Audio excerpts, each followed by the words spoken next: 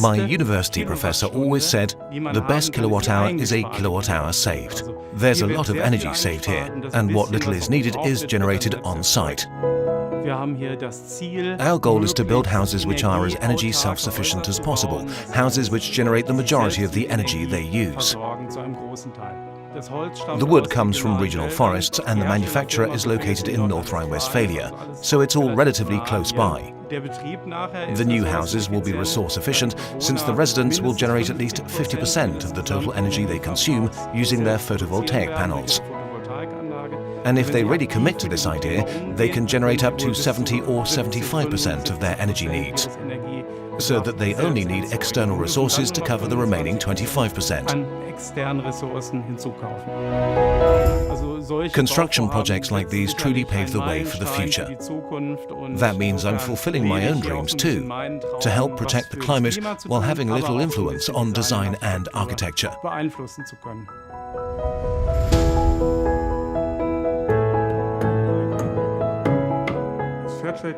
Fair trade house means fair for the environment, fair for the customer and fair for the company, since all three are involved in building your house.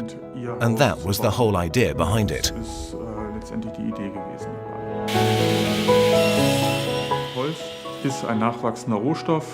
Wood is a renewable raw material that stores CO2. It's a warm material, meaning there is really no alternative when it comes to building a single-family house or using it in any type of construction.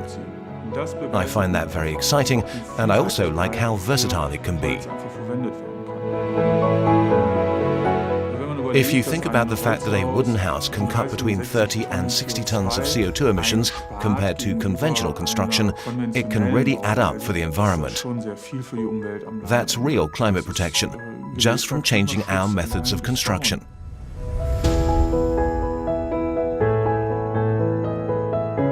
EcoTRM is the abbreviated title of a research project. We're collaborating with South Korean partners to develop a brand new composite material named textile reinforced concrete, in which the Koreans make further changes to the concrete matrix.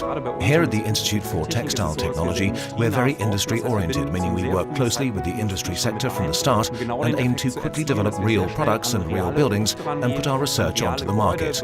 Here's one example. If you can cut back on concrete by 80%, that's really a lot, and it also reduces CO2 emissions, which has a positive impact on the environment. There are other examples too, like how we save on transport costs by reducing weight, and we're reducing construction volumes, which is also very important. Developers who like to build tall buildings will actually be able to build even higher, because when the materials themselves are made stronger, meaning they have more powerful mechanical properties at a lower weight, new construction methods are possible.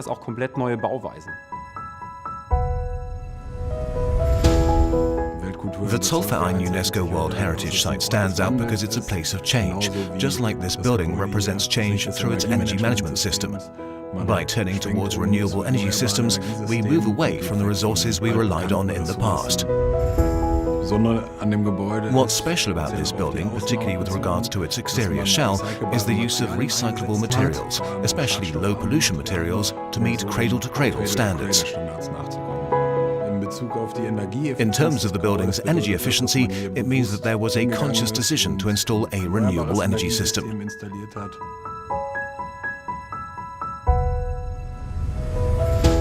In this residential development, each house is at least a factor 2 building. That means these houses save 50% CO2, 50% non-renewable energy, and 50% non-sustainable raw materials. Even compared to a normal KfW 55 house, which is already very energy efficient.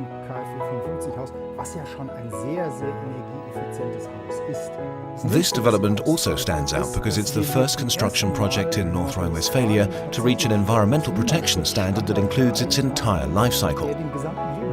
From the very first step, the manufacturing of the building materials, to the removal of waste over the course of the next 50 years.